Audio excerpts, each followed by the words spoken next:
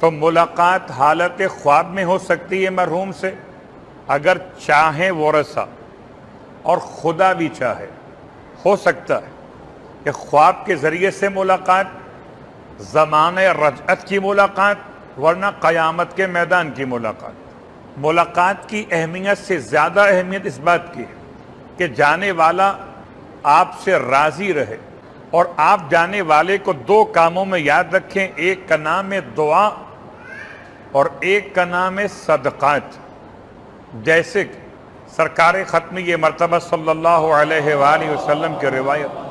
فرماتے ہیں ارحموا موتاکم، اپنے میتوں پر رحم کیا کرو، بالصدقہ والدعا،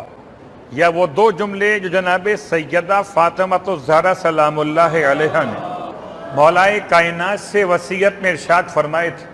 کہ اے میرے چچا کے بیٹے، اے حسن کے بابا، میرے دفن کیے جانے کے بعد آپ میری قبر پہ ضرور آئیے گا